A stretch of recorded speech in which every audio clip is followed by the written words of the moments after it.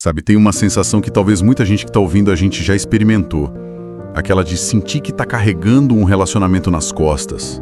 Mesmo quando tem amor ali pela outra pessoa. Aquela coisa de sentir que tá sustentando tudo, sabe, emocionalmente, assim. Como se o equilíbrio da coisa toda dependesse só do seu esforço. Nossa, essa sensação pesa, né?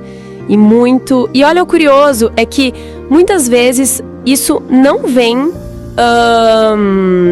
da falta de amor de jeito nenhum, mas sim de um lugar de exaustão muito profunda. Exaustão?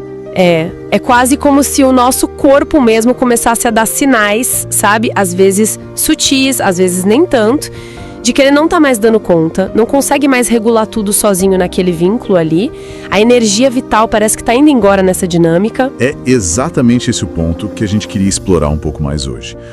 O que acontece quando até as relações que, puxa, deveriam nutrir a gente, dar segurança, como as relações de amor, acabam virando uma fonte de sobrecarga.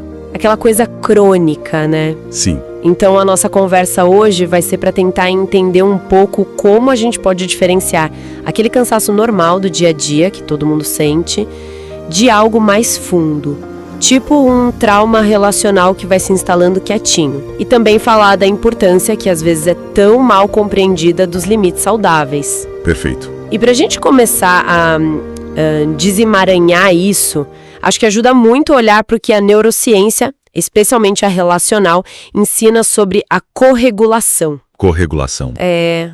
De um jeito bem simples, assim. Nossos sistemas nervosos, nossos corpos, eles estão o tempo todo se comunicando, sabe? Influenciando um ao outro nos relacionamentos que importam pra gente. A gente busca segurança, busca calma, equilíbrio. Juntos, né? É tipo uma dança invisível. Uma dança onde os dois parceiros deveriam se sentir seguros, né? Capazes de achar o ritmo juntos, certo? Exato. Esse seria o ideal. Mas... E quando essa dança fica desequilibrada? Quando, assim, de forma consistente, prolongada, só uma pessoa na relação assume a carga principal de manter a estabilidade emocional, a segurança do vínculo. Ah, entendi. Aí é que entra o que a gente chama de corregulação assimétrica. Corregulação assimétrica.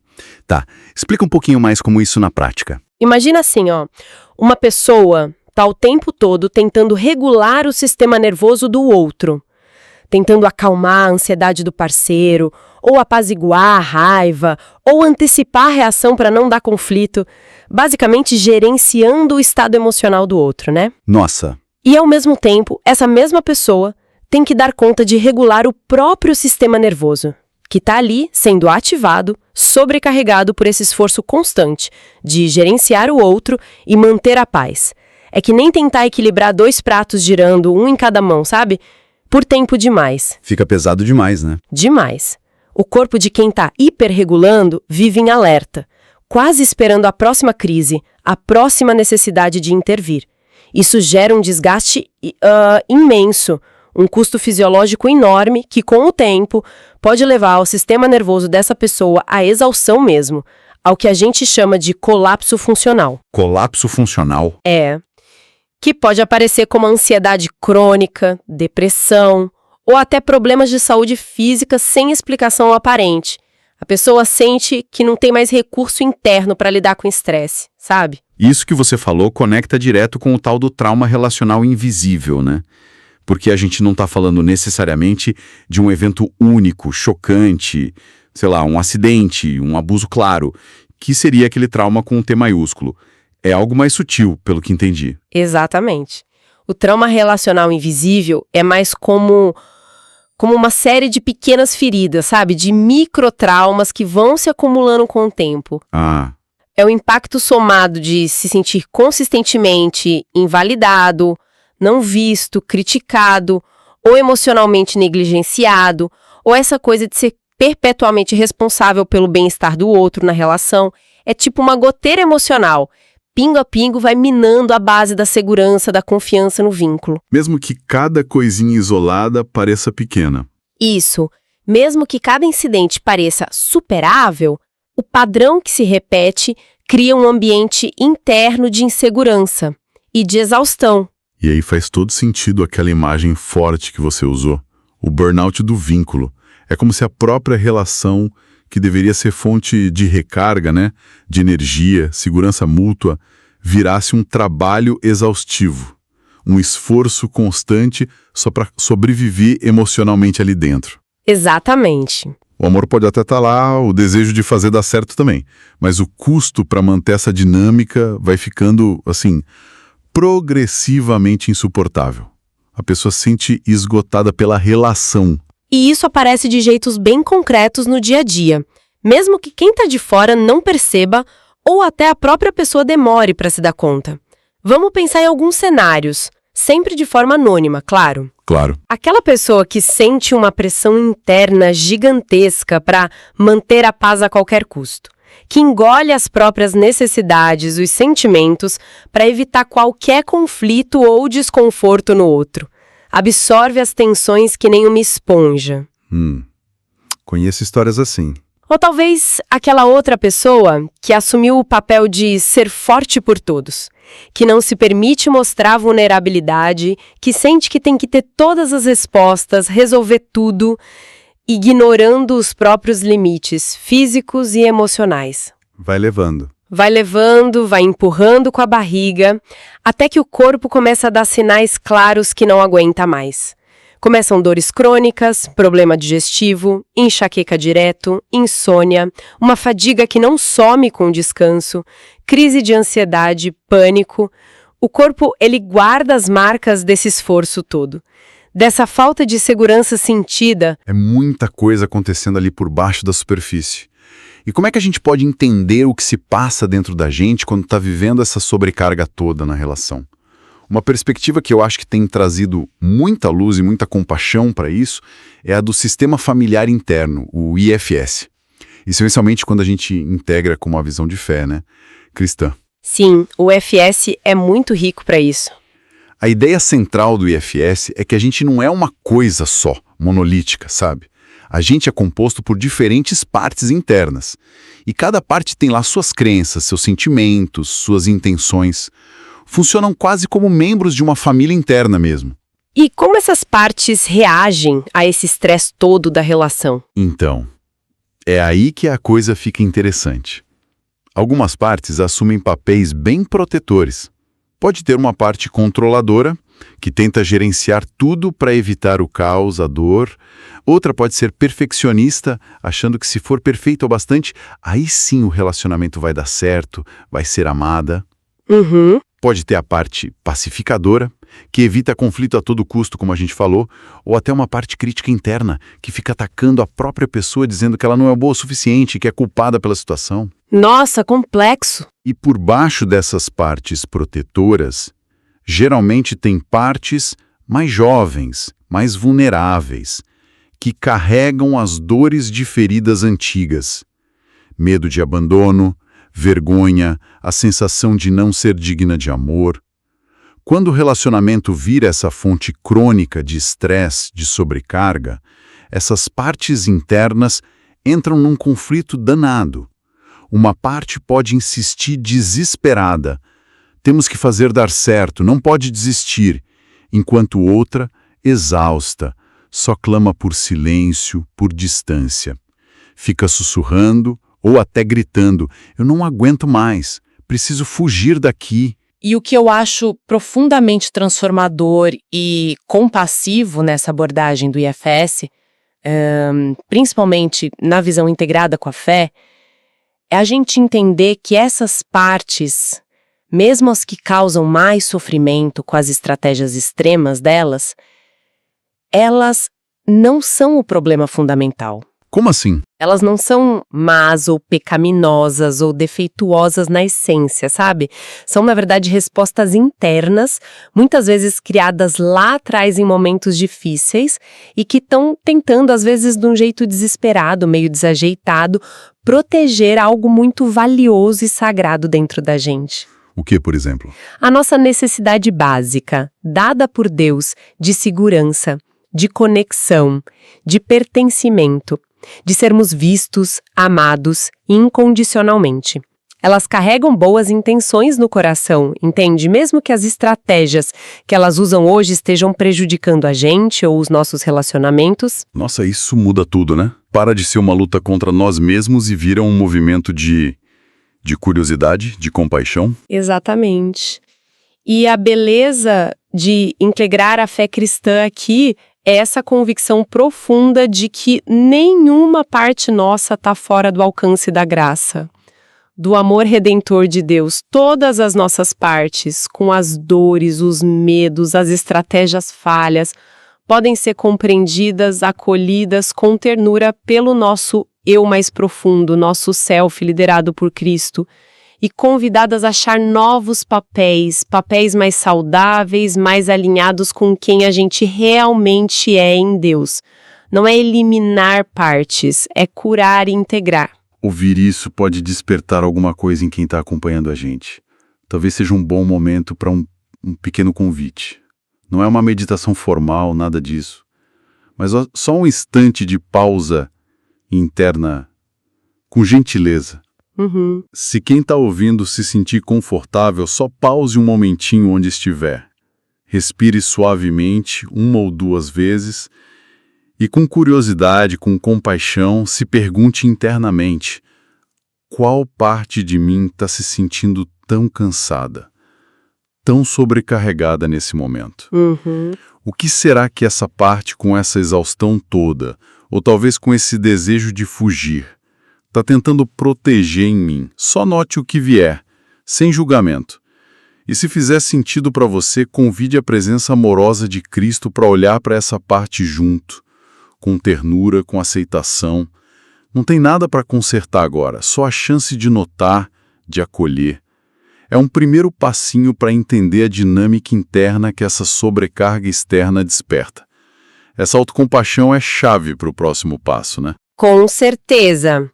E essa compreensão interna, essa capacidade de olhar para as nossas próprias partes com mais clareza, com mais compaixão, é absolutamente crucial para a gente chegar no ponto seguinte, o discernimento sobre os limites nos relacionamentos. Os limites. Tema delicado. Muito. Tem tanta confusão e até culpa em volta dessa palavra limites. Muita gente, principalmente em contextos de fé, associa limite com frieza, egoísmo, falta de amor, de perdão, quase como se fosse um abandono, uma punição. Sim, essa culpa é bem real para muita gente. Como é que o IFS e a neurociência ajudam a gente a ressignificar os limites? Então, na verdade, limites saudáveis são o oposto de egoísmo. São um ato de responsabilidade e de amor também. Pensa nas margens de um rio. Certo. Elas não existem para punir a água, né? Mas para dar forma para o curso dela, para proteger as terras em volta de inundação e para permitir que a água flua de um jeito seguro, potente, vital. Nos relacionamentos, os limites saudáveis funcionam do mesmo jeito. Interessante. Eles definem um espaço seguro onde o respeito mútuo, a honestidade, a individualidade e a conexão de verdade podem coexistir e florescer de forma sustentável. Eles protegem o bem-estar das pessoas envolvidas e impedem que a dinâmica vire destrutiva. Não é dizer não te amo, Vaz. Não necessariamente. É mais um eu me amo e te amo o suficiente para não deixar essa dinâmica destruir a gente. É reconhecer a própria capacidade e a necessidade de segurança para poder continuar amando de verdade. E enfrentar a culpa exige reconhecer que cuidar de si não é egoísmo, é mordomia. Cuidado com o dom da própria vida que a gente recebeu. Essa perspectiva é muito libertadora. E falando em dinâmicas difíceis, é importante também a gente fazer uma distinção cuidadosa entre uma relação que virou tóxica e uma relação que está só ferida, embora possa ser muito dolorosa também, né? Sim, essa distinção é fundamental. Qual seria a diferença principal na sua visão? Olha, uma relação que a gente pode chamar de tóxica, ela é marcada pela negação sistemática da segurança básica de uma das partes, ou das duas. Isso aparece como? Pela presença constante de medo, manipulação emocional, controle excessivo, desrespeito fundamental pela dignidade e pela autonomia do outro, podendo chegar a abuso verbal, emocional, financeiro, físico. Situações graves. Muito graves. Nesses cenários, a prioridade absoluta tem que ser a segurança, física e emocional. O afastamento muitas vezes não é só uma opção, é uma necessidade vital para a autopreservação. Agora, uma relação ferida, por outro lado, é aquela onde aconteceram mágoas importantes. Falhas de comunicação, quebras de confiança, decepções, mas onde ainda existe um respeito fundamental. E, crucialmente, um potencial para restauração.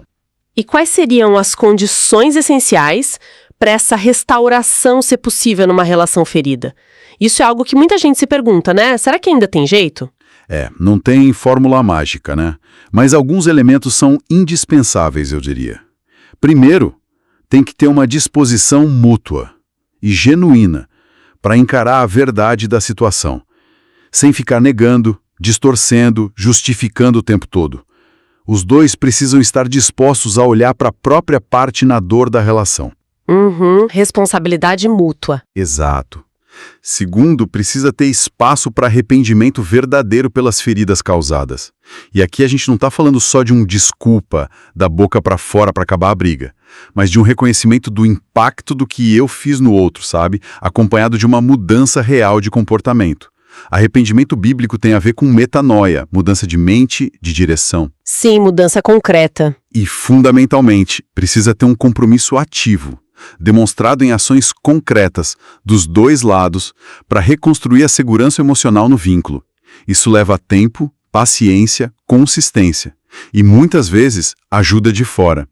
Se essas condições não estão ali, mesmo uma relação só ferida pode se tornar insustentável. Exatamente. E é por isso que o discernimento se torna uma ferramenta nossa, espiritual e psicológica tão vital. Não é para tomar decisão no calor da emoção, sabe? Baseada na dor aguda do momento, na raiva, no medo que paralisa. Certo. O discernimento pede calma, pede para quietar o barulho interno das partes brigando, pede sabedoria e muitas vezes se beneficiam muito do apoio de uma comunidade segura, de um mentor espiritual, de um profissional qualificado. É um processo, né? É um processo de fazer perguntas internas honestas, talvez em oração, talvez numa reflexão silenciosa.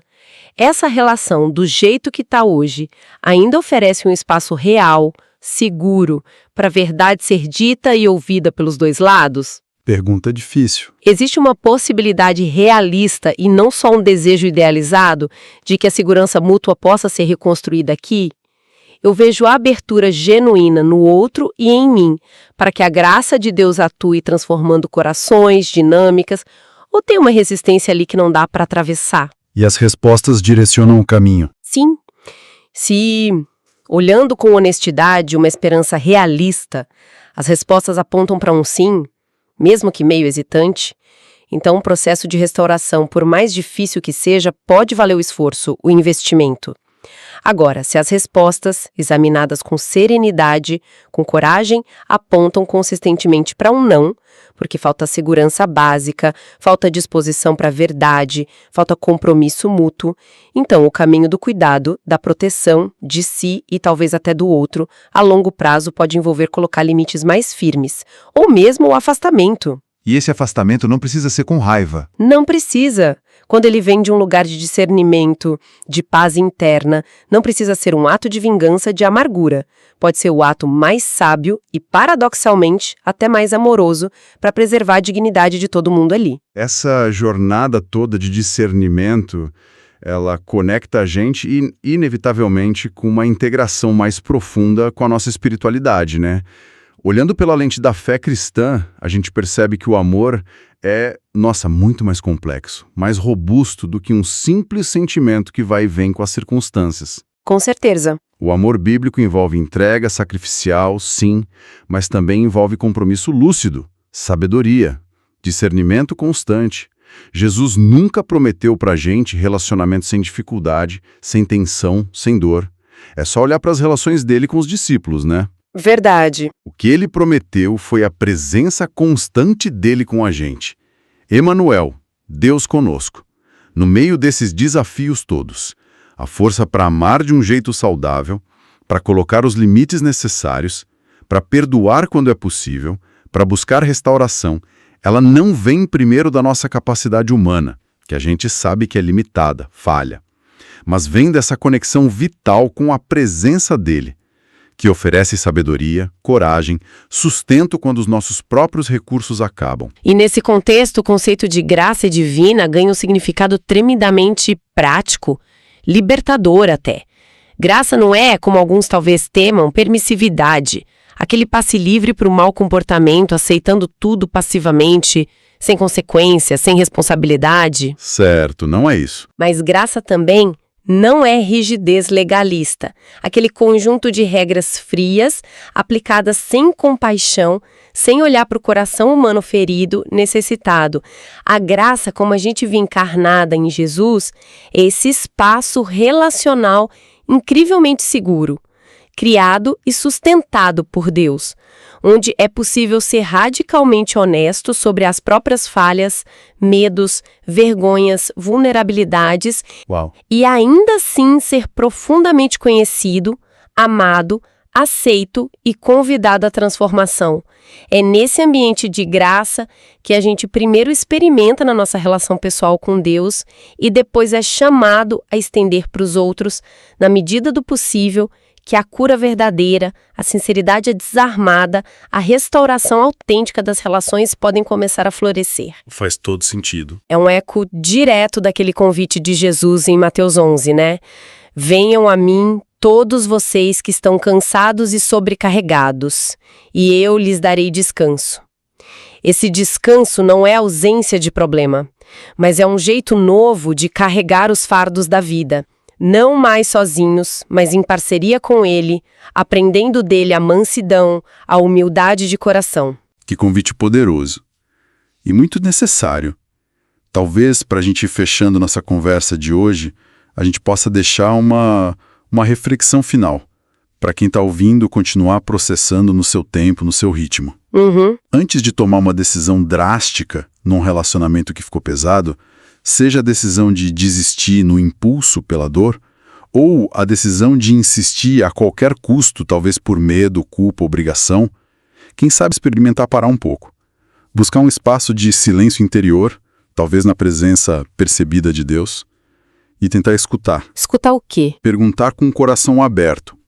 O que essa dinâmica de relacionamento, com toda a dor dela, mas também com os aprendizados, está tentando me revelar? O que ela espelha sobre as minhas próprias feridas não curadas, meus medos mais profundos, minhas necessidades relacionais que não foram atendidas ou não foram comunicadas? O que em mim ainda precisa ser tocado pela verdade que liberta, pela cura que restaura e pela graça de Deus que me capacita a amar e a ser amado, a ser amada, de um jeito mais inteiro, mais livre, mais saudável. Essa autorreflexão não garante resposta fácil, mas pode abrir portas para um caminho mais consciente e mais alinhado com o cuidado de Deus por cada um. Essa nossa conversa profunda e que a gente espera que tenha sido útil, ela faz parte de uma série maior que a gente está desenvolvendo chamada Trauma, Vergonha e Restauração. É uma iniciativa que nasceu com muito carinho dentro do projeto Viver em Conexão. Sim. O Viver em Conexão é um braço muito importante da missão maior do Diverse Me. O Diverse Me, que foi criado pela Mel Oliver, é um trabalho dedicado a integrar, de forma bem viva, bem prática e compassiva, a riqueza da fé cristã com os conhecimentos transformadores da neurociência interpessoal e de abordagens como o IFS. Que legal! O nosso foco é apoiar líderes, famílias, cuidadores. Pessoas que muitas vezes estão ali na linha de frente do cuidado com os outros e consigo mesmas. Ajudar a encontrar mais clareza no meio do caos, mais compaixão autêntica por si e pelos outros e um tipo de descanso verdadeiro, sabe? Que vai além de só parar de fazer coisa, mas que alcança a alma. Um descanso profundo. Acessíveis para mais gente. Que trabalho lindo e super necessário. Para quem sentiu o chamado para continuar acompanhando essas reflexões, para aprofundar nesses temas, nós temos vídeos, devocionais, outros recursos disponíveis lá no canal do YouTube.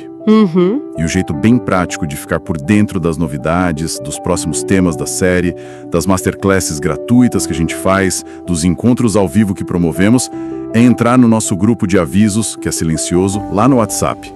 O link para participar fica sempre disponível na descrição dos vídeos no YouTube ou na bio do nosso perfil nas redes sociais. Fica o convite carinhoso para a gente caminhar junto nessa jornada de busca por relacionamentos mais saudáveis, por uma fé mais encarnada e por uma vida interior mais integrada, mais pacificada. E para encerrar o nosso encontro de hoje, a gente deixa uma bênção, um desejo para o seu coração.